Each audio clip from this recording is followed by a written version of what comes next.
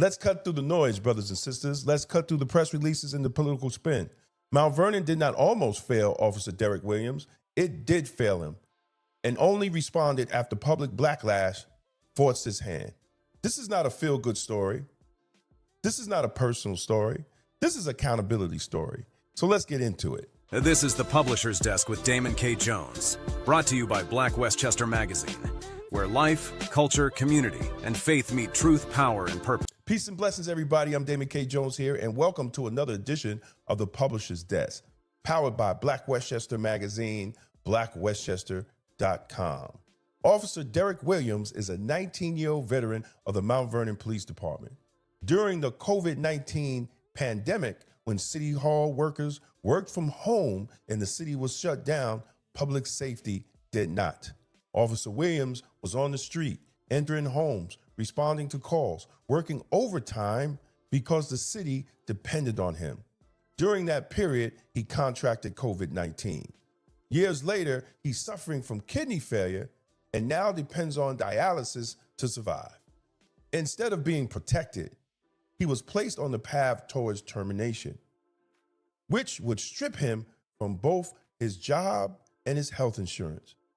Tonight we have a story that will puzzle some and spark fury in others. Yeah, especially during a time of being kind and thinking about others.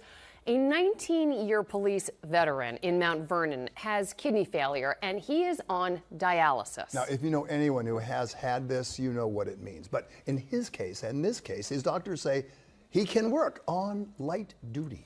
But here's the rub. The Mount Vernon Police Department says he can't work, and he's now being terminated December 31st, and that means no health insurance. Happy holidays. Not. Here's Marcus Solis. I do 9 hours of dialysis 7 days a week to maintain my health.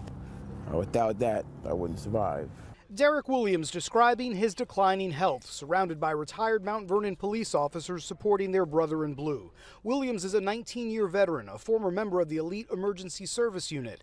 In 2020, he contracted COVID after months of working double shifts. Derek's character caused him to come in and work and support this city and the residents of this city during the worst pandemic that we've had. The department has classified Williams' kidney failure as a non-job related illness and stopped paying him when he became too sick to work. Doctors have cleared the 45-year-old for desk duty, and he's just 6 months shy of qualifying for a reduced pension. That request has been denied. I begged for my job back. I begged to come in whatever hours that I can capable of doing, and I was told there's no light duty for me.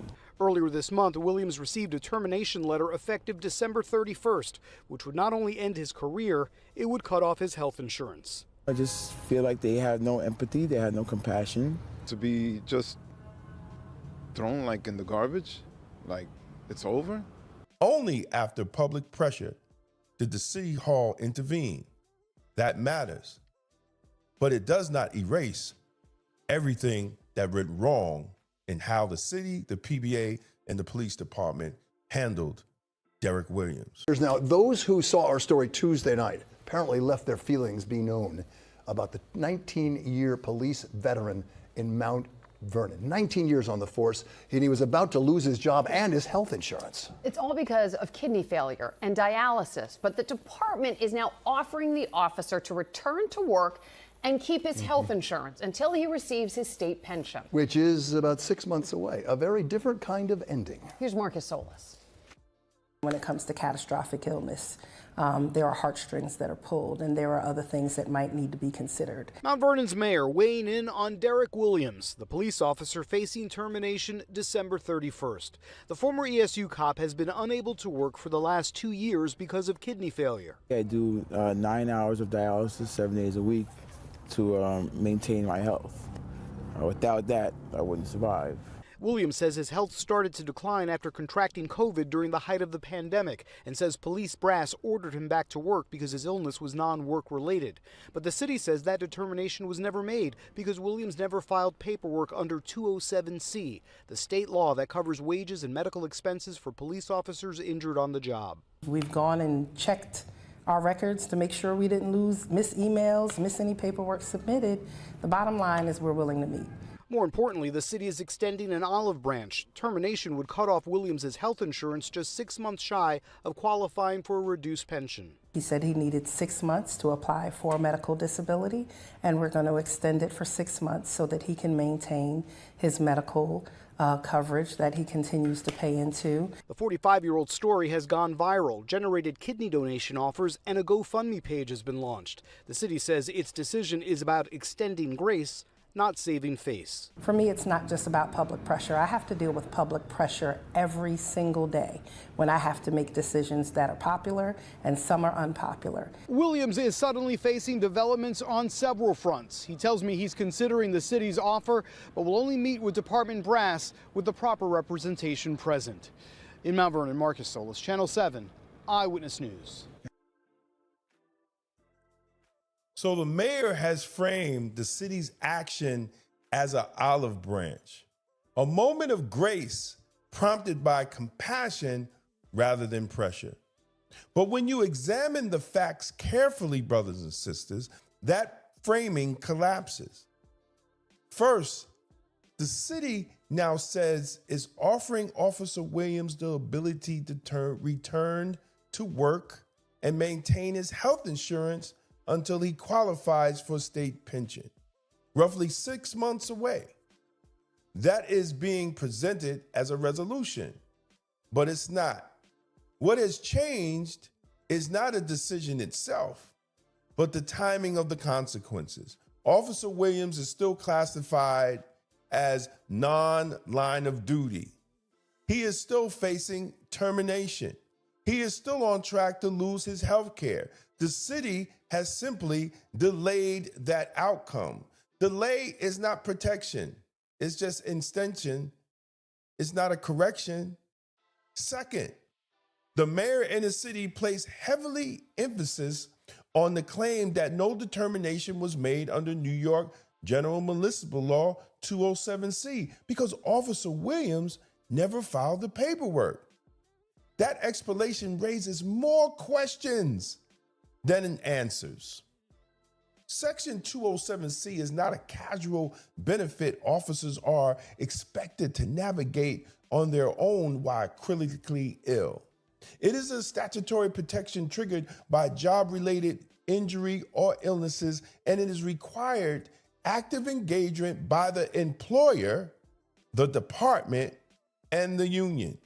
When an officer is ordered back to work and told his illness is non-work related and later becomes incapacitated, the absence of paperwork is not proof of not being eligible for it. It is the evidence of the breakdown of the process. People did things wrong, not just in the union, not just in the police department, but also in City Hall. Paperwork does not fail itself. Systems fail people. The city's completed claim that it checked all the records and found no missing submissions does not resolve the responsibility of the city. Employers have the affirmative duties under federal and state law, particularly under FMLA, to notify employees of their rights once a long-term medical condition is known. That duty does not disappear because an employee is a police officer or a union member. An officer on dialysis for 2 years should have never reached a termination stage without those protections being formally addressed. Fourth, the mayor asserts that this decision is about extending grace, not saving face. But grace that arrives only after media coverage, public outrage, and national attention is just bullshit.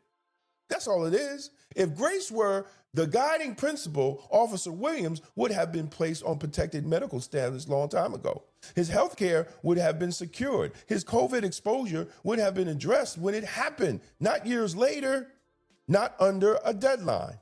Finally, the city characterizes this moment as a different ending. It's not an ending at all. See, Officer Williams is still being asked to survive 6 more months under uncertainty. He's still dependent on dialysis.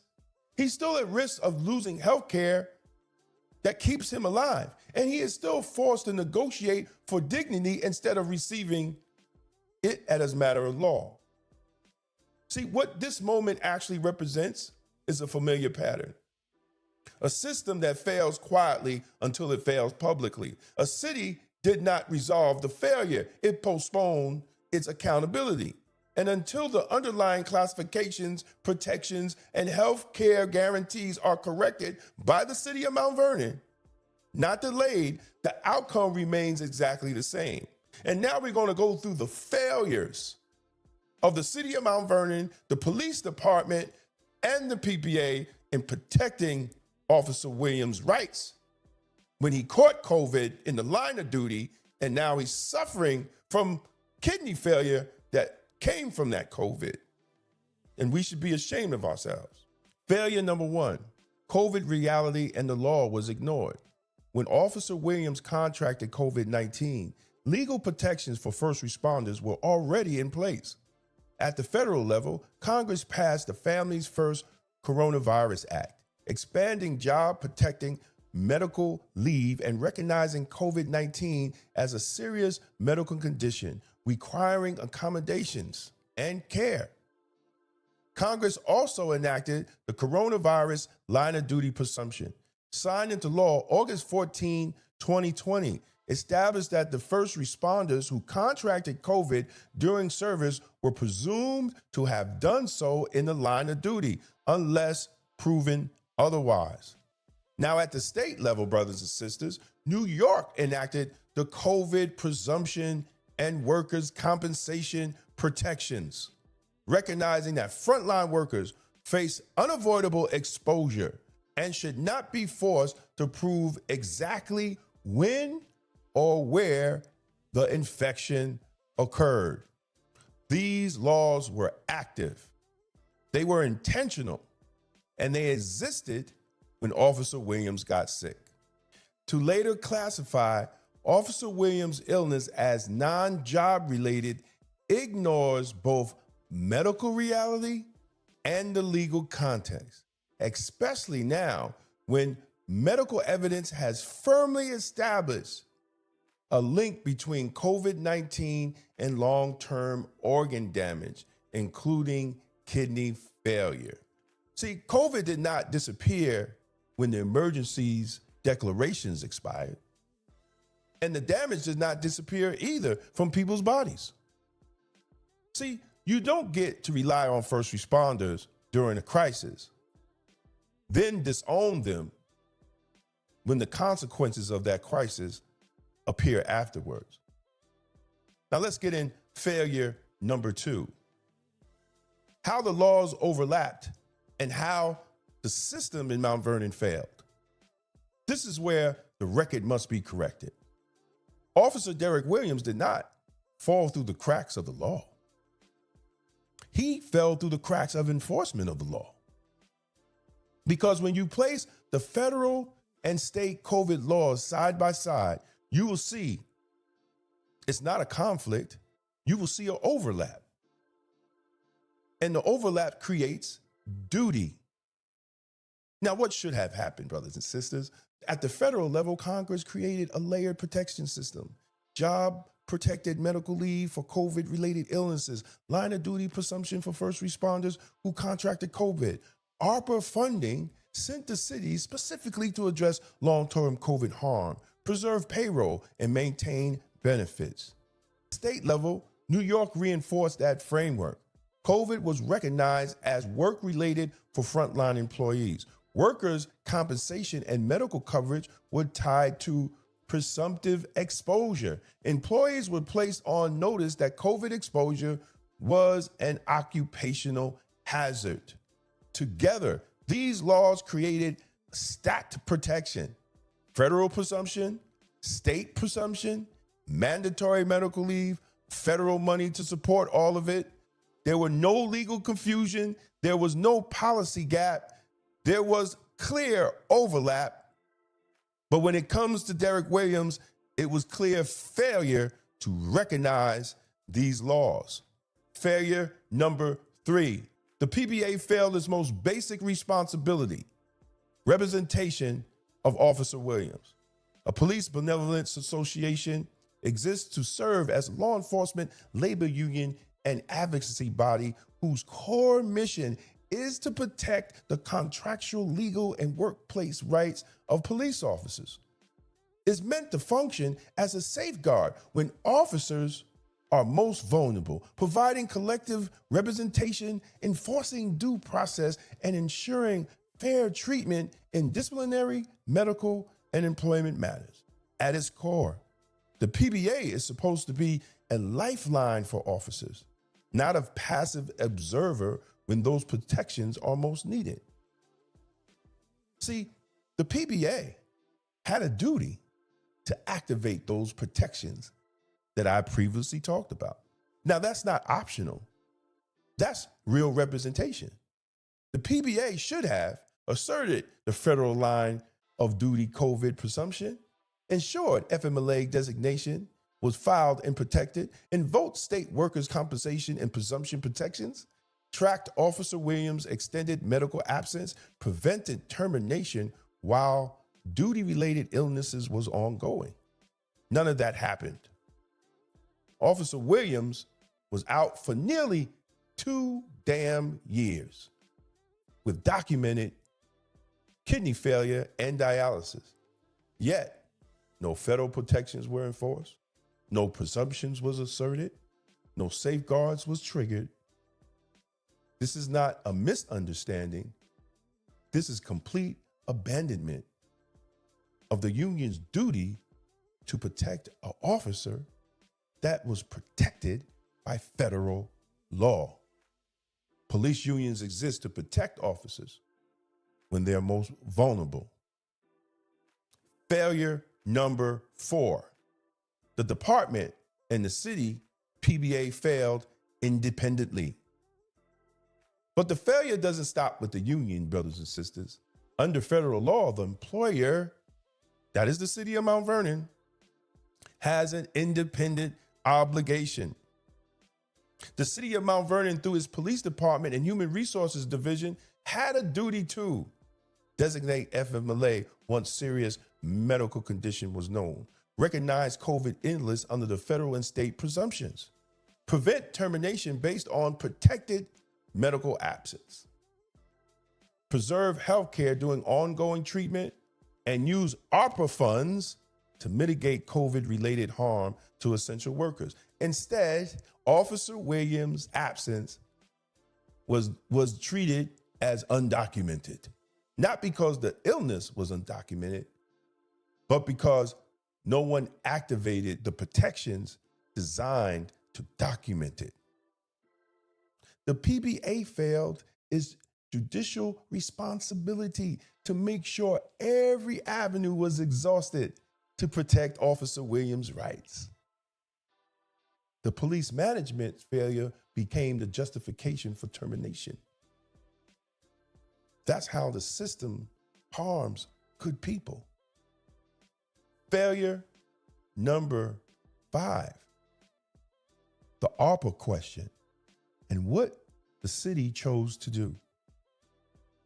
Now, the city of Mount Vernon received approximately $41.1 million in the American Rescue Plan Act funds. That money existed so cities could not have to preserve systems by sacrificing workers harmed by the pandemic. The city spent ARPA funds on vehicles, programs, infrastructure, grants, right? According to the city. But ARPA 9901 exists to address the public health harms of COVID. And Treasury rules explicitly recognize first responders as eligible workers whose COVID-related illnesses and healthcare needs fall within the statute's intended use. New York General Municipal Law 207C requires municipalities to maintain pay and medical coverage for police officers injured or taken ill in the line of duty.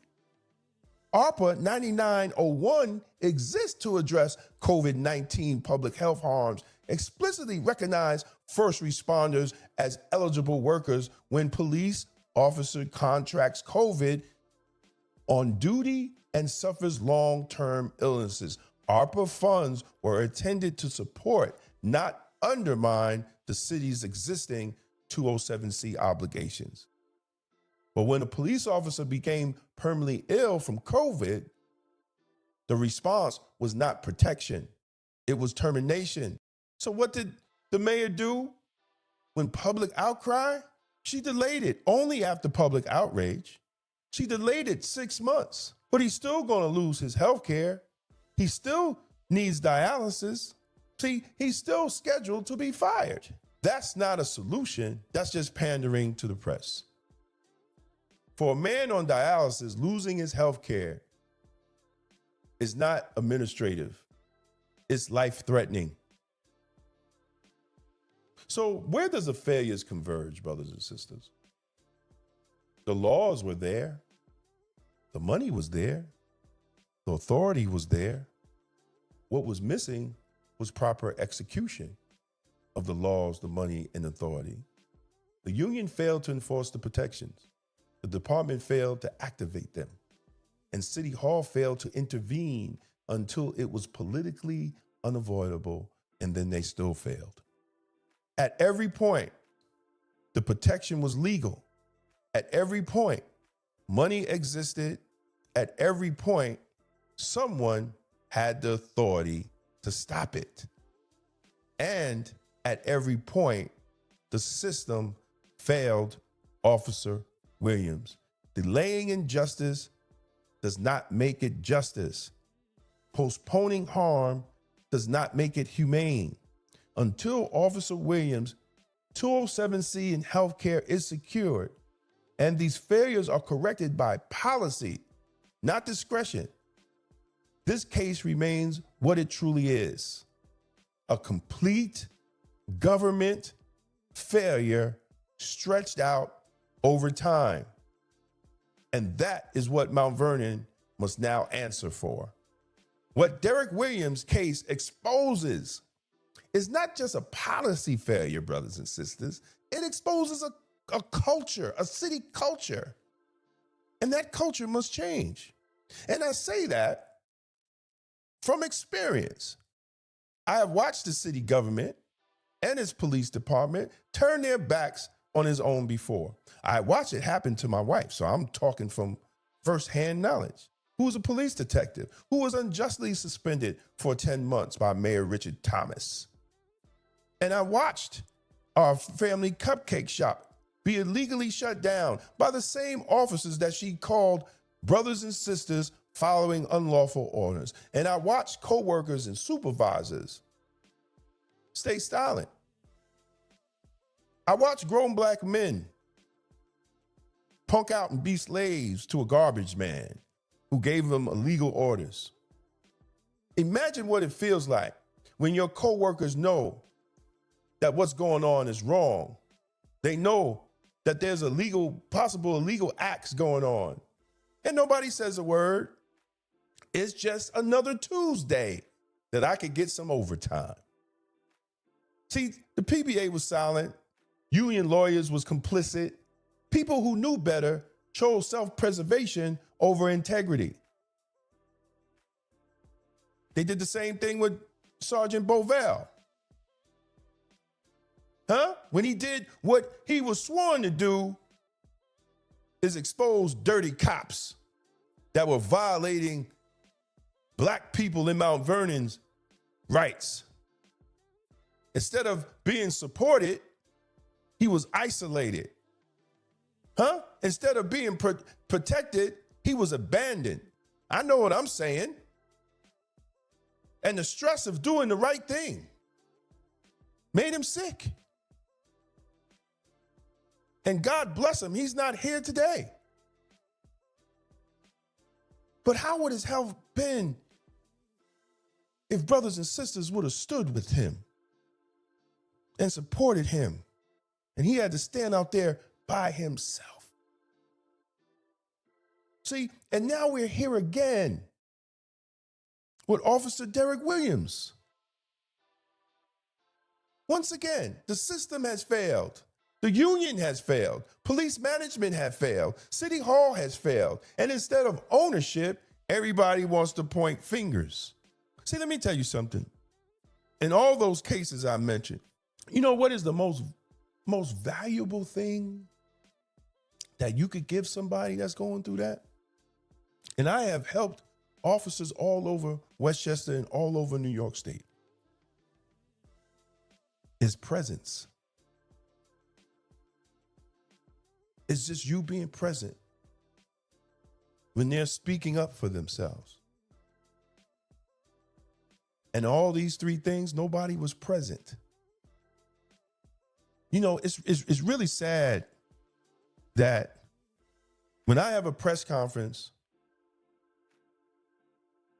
I have to get cops from New York City, black cops from New York City, to come up and stand with people because the cops and their co-workers in their police department is too damn scared to stand up. I have to bring them. They have to drive from Long Island, Queens, Brooklyn, the Bronx to stand with your co-workers. And whether it's in White Plains, whether it's Mount Vernon, whether it's Yonkers, I have to do that. It's sad that I have to do that. See, when it comes to Derek Williams, when people are targeted and the institution was absent, when the officers do the right thing, co-workers are absent, the illness struck, still absent. See, that absence is not accidental. It's cultural. I have realized now in my 33 years in law enforcement, in my 58 years on this planet, and dealing with law enforcement organizations, this is cultural. Especially in Mount Vernon. See, this city is where too often people who speak up are isolated, and people who fall ill are discarded, and people who serve faithfully are treated as expendable once they become inconvenient. See, I've seen some officers fight harder for the officers that go out there and violate people's rights than officers trying to do the right thing. So what Officer Williams' case is not just a tragic incident, because it is tragic, but it's a clear exposure of the hearts of a lot of people. See, it exposed a fractured culture in Mount Vernon that you eat your own. You prioritize silence over justice and survival over principle. Yeah, I said it. And when the culture goes unchecked, the consequences are not abstract. They're human. See, in this case, the consequences is a man on dialysis being pushed toward losing his health care. That's not administrative. That's existential. So let's be honest about what's at stake as I end. It's not about one officer. This is not about one mayor, even though she might think it is. This is not about one union, even though they might think it is. It's really about whether Mount Vernon is willing to confront the culture that rewards silence, punishes integrity, and abandons people when they need the protection the most. It's really about the spirituality of the city. How about that one? That's what it's about, the spirituality of the city.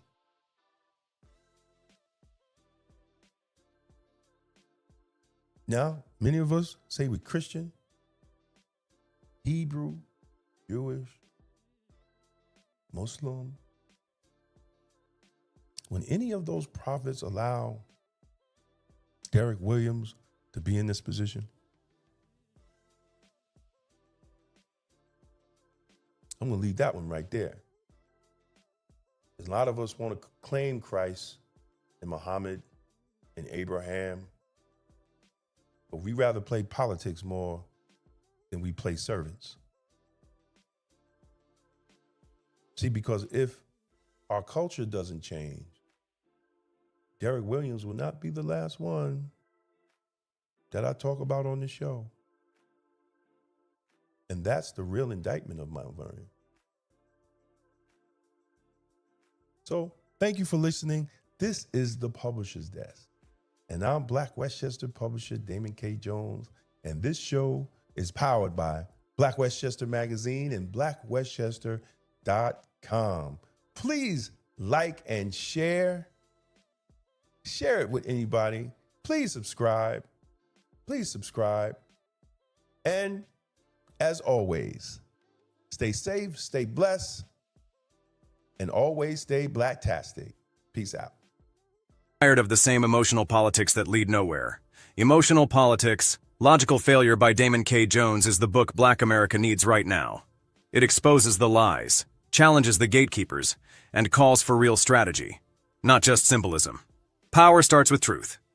On sale, now, and available in audiobook on Amazon. Tolerance is for Cowards by Damon K. Jones. This book is not anti-police, it's pro-community. Discover how the extended policing strategy empowers you to demand real public safety, justice, and accountability from your local police department. Because the Black community deserves good policing. On sale now on Amazon and Audible. If you found this video informative, don't forget to like and share it with others who need to hear the truth. And for exclusive content and behind-the-scenes access, join the Black Westchester Magazine YouTube membership club today. Your support helps us keep independent Black media strong. This is the Publisher's Desk with Damon K. Jones, brought to you by Black Westchester Magazine, where life, culture, community, and faith meet truth, power, and purpose.